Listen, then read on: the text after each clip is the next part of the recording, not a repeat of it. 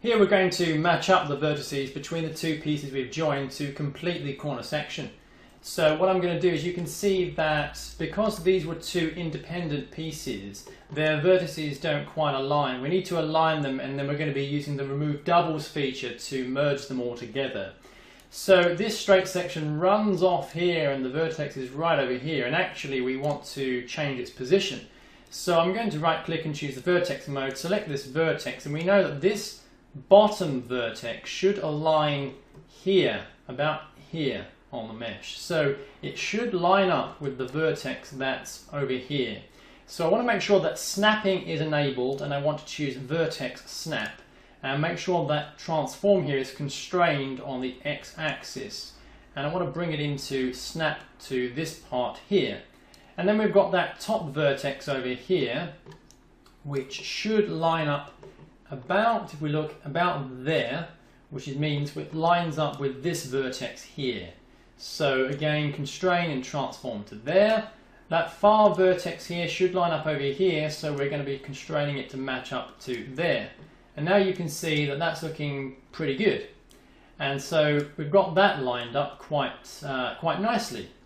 So let's see what else we can sort of match up here. We've got the wall here, which runs over to here, so we want to start matching up this wall now. So we know that this vertex, well, that should match up with this one. So we're going to be matching that up here.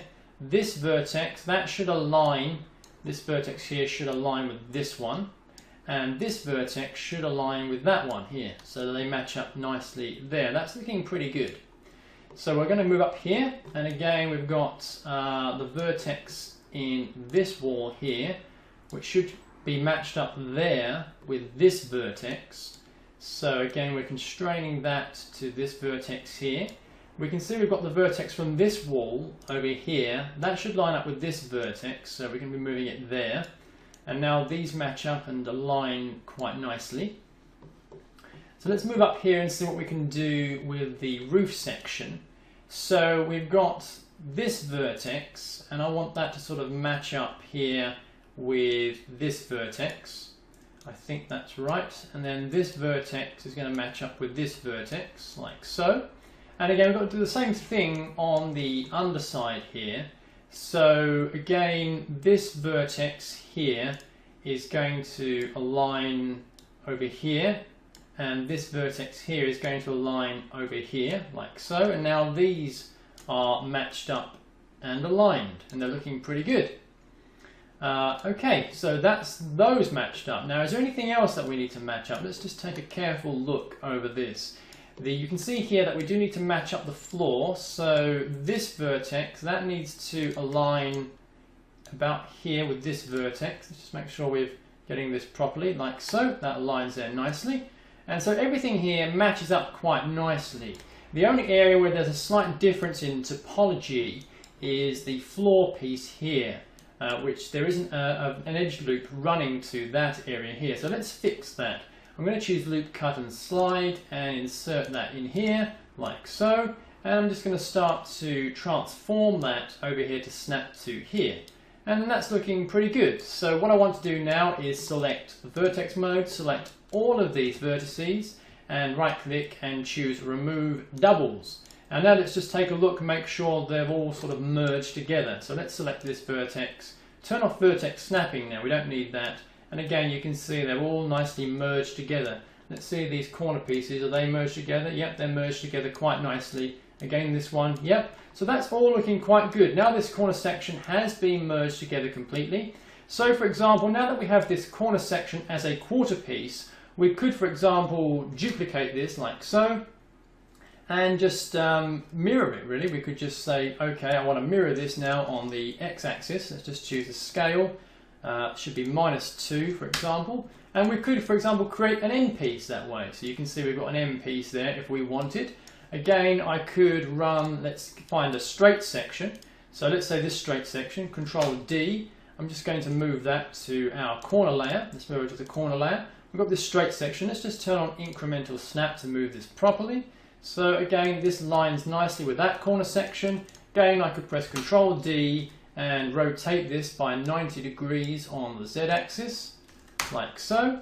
And let's just transform this into place. And again, we've got a nice corner section here. So that is looking pretty good. But of course, one thing that we don't have is the other corner section for the reverse direction. This is for a corner that turns inwards, but we also want a corner that turns outwards. And we're going to be seeing how to do that next.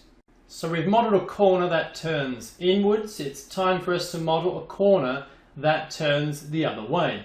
So to do this, we're going to be resorting again to our quad piece here. So I'm going to choose this blank quad piece, select this piece, press Ctrl D to create a duplicate, press M to move this to a new layer, this layer here, and I'm going to jump over to that layer. And you can see we've got that layer here. Now I'm going to activate snapping and make sure that we've selected incremental snapping. And what I'm going to do is I'm going to start by rotating this piece. So I'm going to just start by coming out here to the object properties and choosing 90 degrees on Z, like so, and just bring this forwards a little bit, like this. And one thing I want to do is just mirror this. So again, I'm mirroring this on the green axis. So that's the Y axis. So I'm going to choose -2 and just again bring this over here to this side. Let's just close the transform panel for the moment. And what I want to do now is create another duplicate of this. So I'm going to press Ctrl D again to create another duplicate. And I want to rotate this one as well. And I'm going to rotate this -90. Actually, no, I'm not. I'm going to completely remove the rotation. That's what I want. Let's just remove the transform panel again and just start to transform this into place. And again, this has got the inverted scale that I don't want, so I don't want that either. So let's just return the scale back to normal here, close the transform panel again and bring this into position. So what we have here are two wall pieces, and the piece we want to make is effectively the corner piece that bridges between these two. So to get started at creating that then, I'm going to select this piece and duplicate it like so, and I'm just going to move it into place where it should be, which is about here.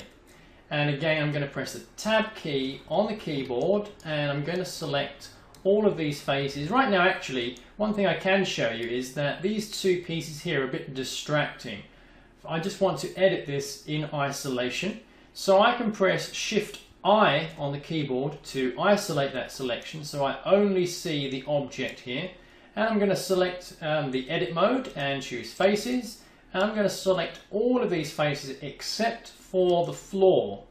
And I'm going to delete them by pressing the delete key on the keyboard and choosing faces. So now all we have is just the floor of this mesh. And I'm going to press Shift I again to come out of isolate selection mode. And I want to just transform the floor here in place. So I'm going to come in here, select faces. I'm going to delete that face. So we have only one face here. Select the vertices. Select this vertex and this vertex. I'm going to choose snapping. I'm going to snap to the vertices. And I'm just going to bring that sort of in line here with these vertices. And what's great, notice that I'm snapping the vertices of this mesh to vertices in a different mesh. So that's a really great feature. And again, I'm going to select this vertex and this vertex, and I'm going to snap them again over here to this vertex. Now you'll notice that though these two edges bridge between these two, we've got this vertex here which doesn't quite align as we want. So what I'm going to do is I'm going to come in here with the knife tool. So I'm going to select the knife tool, and I'm just going to click, say, here and click here and press Enter on the keyboard, and it creates a new edge. I'm going to select this face we've got on this side and just delete it. So what I can do then is go back to vertex mode, select this vertex, and rather than constrain the transform on any axis, I'm going to click within this circle and completely just snap this vertex to this corner here, select this vertex and snap it to that corner there. And now I've created a floor piece that bridges between these two floors. You may notice that what I've actually created here is an n-gon, so 1, 2, 3, 4 and 5 sides, but I can easily repair that with the knife tool. So I'm going to select the knife tool, select this vertex and just put it to here. Let's just snap it in place like so.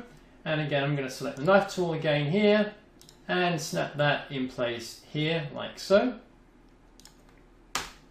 And let's just select all of these vertices in this mesh just to make sure that we've got no doubles. Let's just make sure there are no doubles here. Let's turn off snapping, and yep, that's looking pretty good. So what we've got here is a floor that bridges between the two, and there are no n-gons on this floor.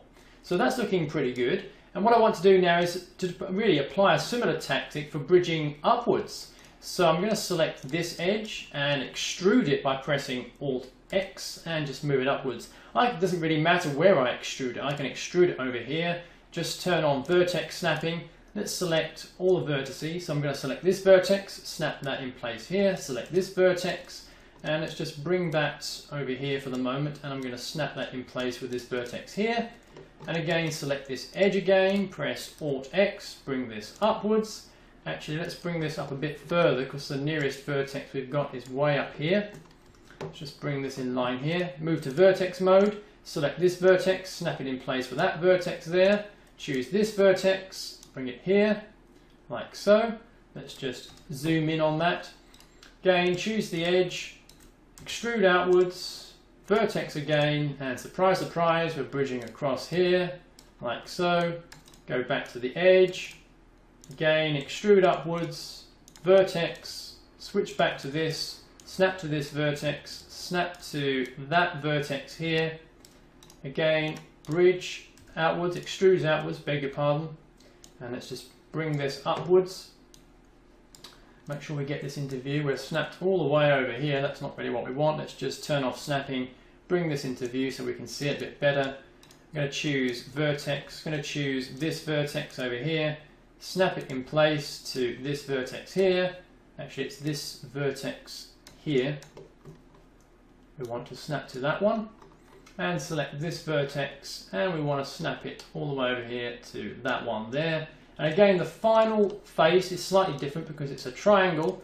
So I'm going to bring this outwards. I'm going to select this vertex and this vertex, press Alt-M, merge them together at the center, like so, and then I can just snap that into place. And in doing that, what we have created is a mesh that bridges between these two corner pieces, these two straight sections. So there we've created a corner piece that turns outward and it bridges between these two. I can now select these meshes and delete them, and we have the corner piece that we needed. So we have to hand it to Blender. It really has made this job very, very simple. So over the preceding movies, we've seen just how easy Blender can make it to construct modular environment pieces. And what I want to do in closing in this movie is show you quickly how we can make a prop such as a sci-fi crate. And the way I'm going to do that is I'm back here on the layer which contains my base tile piece here. And I'm going to create a new crate from a cube. So I'm going to choose Add, Mesh, and I'm going to choose Cube. And already it's sized at about the right size that I want. But I'm going to raise this up in the viewport a little bit. So I'm going to make sure that snapping is turned on and that incremental is selected. And I'm just going to raise this up in the viewport so that it rests on the ground plane. I'm going to move this to a new layer by pressing the M key on the keyboard and switching it to this layer. And I'm going to jump over to that layer to model this in isolation. Now the first thing I want to do is to kind of chamfer or bevel the edges of this cube. So I'm going to select all the edges, press Ctrl A to select the edges. And then I'm going to press Ctrl and right click and just choose bevel. And now I can use this mouse gizmo to kind of size these edges up how I want them. I'm going to leave it about there. I could of course increase or decrease the segments, but I think 2 works fine here. So this is looking pretty good, and what I'm going to do is insert some edge loops now to create some kind of compartments in the sides of the cube. So I'm going to choose loop cut and slide, and I'm going to insert a loop there. I'm going to add 2, and I'm just going to scale these in just a little bit to kind of create this sort of intermediary border here. And again, I'm going to do the same on this side. So I'm going to insert 2 edge loops. I'm going to scale these in a bit further like so, just to create that intermediate border. And again, I'm going to do the same here horizontally. So just insert another loop, add 2 cuts, and again, scale these in like so. So we've got something that looks perhaps a bit like that. And then I'm going to select the face mode, and I'm going to choose all these faces on the cube here. These faces as well, and these, and also these. I'm going to leave out the bottom faces, but I'm also going to work on the top faces. and I'm going to turn off snapping first of all, and just choose extrude individual, so that we extrude these faces individually like that. And there, I'm going to leave it about there. And now we've created a kind of basic crate shape, and I think that's looking pretty good. Now, one thing you do want to keep in mind when you create any models is pay attention up here on the toolbar to the vertex count, the faces count, and the triangle count. You want to keep these as low as possible. No matter what model you are making, whenever you're working with low poly models, you want to keep them low polygons. So make sure you try to keep these as low as possible. If you spot opportunities in your topology for reducing the polygon count while keeping your model the same, then always take those opportunities. So here we've gone ahead and created a crate prop for our modular environment. The next thing that we need to do is to unwrap and texture all of these models, and we'll be seeing how to do that in the next part of the course. So I've been Alan Thorne, you've been watching this 3D Motive course. I hope you found it helpful. Thank you for watching.